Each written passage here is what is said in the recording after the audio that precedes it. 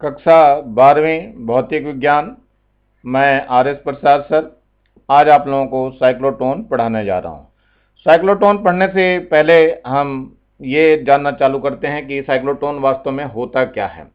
Cyclotron जो है एक ऐसी युक्ति है जो प्रोटॉन या अल्फा कण को त्वरित करने के काम आती है। तो देखते हैं इसका सिद्धांत वगैरह क्या है, रचना वगैरह क्या है। इसको समझने से पहले इस व्यक्ति के बारे में जानिए, ये क्या कर रहा है। ये वास्तव में गोला थ्रोइंग वेपन है, मतलब गोला फेंकने वाला एक यंत्र है। इसमें 3 रस्सियां होती हैं और ये ए और सी रस्सी को तो फिक्स कर लेता है, बी रस्सी को चलने के लिए छोड़ देता है। जब जरूरत पड़ती है तब इसको छोड़ा जाता है। इसके बीच में ये पत्थर आपका जो है ये रखा रहता है, यहाँ पे पत्थर रख लेता है और इसको वैसे ही घुमाना चालू करता है। धीरे धीरे घुमाते घुमाते जब इसकी स्पीड बहुत ज़्यादा हो जाती है तब वो बी रस्सी को छोड़ करके इस पत्थर को छोड़ देता है और वो पत्थर बहुत दूर तक जाता है, क्योंकि ये घुमाने से अपनी स्पीड पकड़ लेता है और त्वरित गति प्रदान करता है। बिल्कुल, ये तो व्यक्ति द्वारा उत्पन्न किया गया है सारा कुछ, लेकिन अब हम यंत्र द्वारा उत्पन्न करते हैं। अल्फा कण को या प्रोटॉन को त्वरित करने के लिए ये मशीन बनाई गई है, साइक्लोट्रॉन। साइक्लोट्रॉन में आपको 2 डी दिखाई दे रही हैं, D1 और D2। इसके बीच में ये देखो ध्यान से 2 विद्युत क्षेत्र, यानी ये चुंबक है, ये चुंबक है, शक्तिशाली चुंबक है, ये भी चुंबक है और ये भी चुंबक है। इस चुंबक की सहायता से क्या देते हैं, इसको चुंबकीय क्षेत्र देते हैं और यहाँ बीच में विद्युत क्षेत्र दिया जाता है। ये जो 2 डी दिखाई दे रहे हैं इसकी सहायता से विद्युत क्षेत्र दिया जाता है। चुंबक क्षेत्र जो है इसे लंबवत गति करने पे मजबूर करता है और विद्युत क्षेत्र जो है इसको त्वरित गति प्रदान करता है, इसलिए इसका लगातार वेग बढ़ता जाता है और अंत में जाकर के क्या होता है कि वो टारगेट को जाकर के हिट कर देता है। जरा देखना चालू करिए किस तरीके से ये निकलता है। इसमें सबसे पहले जो है ये यहां से ओ बिंदु है, ये यहां से प्रोटॉन या अल्फा कण निकलता है, निकाल करके यहाँ से फिर ये चलना चालू, जैसे ये चलना चालू होता है इधर की तरफ तो ये डी वाला जो है ऋणात्मक हो जाता है और इसको खींचना चालू कर देता है, धनात्मक है तो उस वक्त जो है D2 धनात्मक होगा तो इसको प्रतिकर्षित करेगा, तो D1 की तरफ खींचना चालू हो जाएगा। लेकिन चुंबकीय क्षेत्र है तो इसको लंबवत गति करने पे मजबूर कर देता है, तो ये निकल करके थोड़ा सा इधर को चलता है, लेकिन जैसे ही ये इधर पहुंचना चालू करता है वैसे D1 D2 के जो है विद्युत क्षेत्र बदल जाते हैं। अब ये ऋणात्मक था पहले, तो अब ये धनात्मक हो जाता है D1 और उस समय D2 ऋणात्मक हो जाता है। अब ऋणात्मक होने की वजह से उस प्रोटॉन को या अल्फा कण को अपनी ओर खींचना चालू कर देता है त्वरित गति से, और ये चुंबक क्या करता है, लंबवत गति प्रदान करता है इसको। तो इस तरीके से इसका वेग लगातार बढ़ता जाता है और ये इस तरह से इसकी त्रिज्या भी लगातार बढ़ती जाती है और अंत में क्या होता है, यह इतनी दूरी में कई किलोमीटर की दूरी तय कर लेता है और जिससे क्या होता है, इसको बहुत अधिक वेग प्राप्त हो जाता है। ये वेग इतना प्राप्त हो जाता है कि ये किसी भी नाभिक को जाके तोड़ने में सक्षम होता है। तो ये जैसे ही यहाँ से निकलता है तो यहाँ पर भी विक्षेपक प्लेट दी हुई है। विक्षेपक प्लेट का मतलब इसका बैलेंस करने के लिए किधर को लक्ष्य पे ले जाना है, लक्ष्य की तरफ मोड़ना उड़ना पड़ता है, तो इस विक्षेपक प्लेट की सहायता ली जाती है। इसकी सहायता से उसको थोड़ा बहुत इधर उधर मोड़ दिया जाता है और यहाँ पे जब वो प्रोटॉन या अल्फा कण निकलता है तो बहुत तीव्र वेग से निकलता है और वो किसी को भी हिट करके भेज सकता है आसानी से। अब इसी का हमें रचना तो बता दी है, कार्यविधि बतानी है, कार्यविधि भी समझा दी आपको, लिखने का पॉइंट भी इसमें दिया हुआ सारा कुछ, और इसका सिद्धांत क्या है इन्हीं पे हम काम करेंगे आज। सिद्धांत क्या है, कैसे ये काम करेगा, सूत्र क्या आएगा, तो चलते हैं इसको देखते हैं। सबसे पहले ये दिया हुआ है साइक्लोट्रॉन क्या है। ये साइक्लोट्रॉन एक ऐसी युक्ति है जिसका उपयोग धनावेशित कणों, प्रोटॉन और अल्फा इत्यादि कणों को त्वरित करने में किया जाता है। अब सिद्धांत इसका देख लेते हैं। ये वास्तव में लॉरेंज बल के सिद्धांत पे कार्य करता है। लॉरेंज बल क्या है और अभिकेंद्र बल क्या है।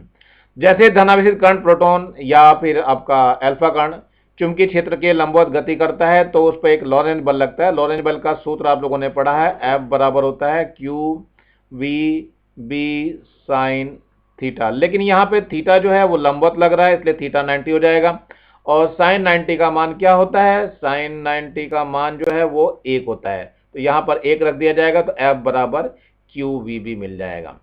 अब कोई भी कण अगर वृत्तीय गति कर रहा है, ये वृत्तीय गति कर रहा है, तो उसको एक आवश्यक अभिकेंद्र बल की जरूरत होगी, यानी F बराबर mv² अपॉन r की जरूरत पड़ेगी। अब ये बल इसको इसी से मिलेगा, लॉरेंज बल से ही, तो ये दोनों बल के मान बराबर हो जाते हैं, यानी QVB जो ऊपर से आया था, ये रहा QVB, ये मान जो है ये mv² r के बराबर हो जाएगा। तो QVB बराबर mv² अपॉन r, तो मैं यहां लिख करके दिखा दे रहा हूं, QVB बराबर mv² अपॉन r हो जाएगा। एक v से तो ये v कट जाएगा। अब इससे अगर मान निकालेंगे हम r का, तो r इधर पहुंचेगा और q इधर, b इधर आ जाएगा, तो r बराबर mv अपॉन qb हो जाएगा। यहां से अगर r का मान निकालते हैं तो ये mv अपॉन qb हो जाएगा, ये यहाँ पे ये लिखा हुआ है। अब डीज के जो है अंदर क्या होता है, d1 d2 को डीज बोलते हैं। तो d1 d2 के अंदर होता क्या है कि कण को पूरा घूमने का आधा समय लगता है, यानी आवर्त काल का आधा समय लगता है। तो t बराबर दूरी बटा वेग, यानी सूत्र लगा देते हैं। तो आधा वृत्त चल रहा है तो पाई आर का काम करेगा, तो पाई आर हो गया दूरी, और वेग v है तो v का मान हमने धर दिया। तब v का मान धरते ही क्या हो जाएगा, यहाँ पे पाई m अपॉन qb के रूप में आ जाएगा। तो जैसे ही मान धर देंगे तो क्या हो जाएगा ये, तो ये मान जो है धर करके हमें क्या मिल जाएगा, t मिल जाएगा, कितना समय लगा है, यानी t जो है निकल करके आया पाई m अपॉन qb। इसमें ध्यान से देखो, कहीं पर भी त्रिज्या r नहीं आ रही है, इसका मतलब उसके वृत्त की त्रिज्या पे ये बिल्कुल भी निर्भर नहीं करता है, यानी ये त्रिज्या के ऊपर नहीं निर्भर कर देगा इसका समय। तो ये आपको ध्यान रखना है। और आवर्तकाल हमने कैपिटल T से लेना है, वो डबल टाइम के बराबर हो जाएगा, 2t के बराबर हो जाएगा। या इसको इधर ले आओ तो t/2 कह दीजिए इसको, तो ये t/2 is equal to small t हो जाएगा। यही आवर्तकाल निकालने के लिए यहाँ पे आपको दिया हुआ है। तो इसमें आवर्तकाल को हमने कैपिटल T से बताया है, कैपिटल T का बाई 2 कर देंगे तो स्मॉल t के बराबर हो जाएगा, ये पाई m अपॉन qb हो गया। इससे t का मान, ये 2 इधर से गुणा कर देंगे, 2 पाई m अपॉन qb आएगा। ये आवर्तकाल एग्जाम में बहुत ज्यादा पूछा जाता है। अब आवृत्ति जो हमें अधिकतर n से दिखाते हैं, यहाँ पर न्यू से दिखाई हुई है, और ये 1 आवर्तकाल के बराबर होती है, जो कि यहाँ पर दे दिया। अब t का मान जो आया, इसी को पलट करके लिख देंगे, तो qb अपॉन 2 पाई m हो जाएगा। तो ये आवृत्ति का सूत्र है, ध्यान रखना, ये आवृत्ति आपको दी जा रही है। अब साइक्लोट्रॉन का कोणीय आवृत्ति ओमेगा से दिखाते हैं। तो ओमेगा का जो सूत्र आपने पढ़ा है वो 2 पाई n पढ़ा है, n को न्यू से दिखा रहे हैं, तो ओमेगा बराबर कितना हो जाएगा, 2 पाई न्यू। तो न्यू हो गया, न्यू का मान ऊपर से रख दिया गया, qb अपॉन 2 पाई m।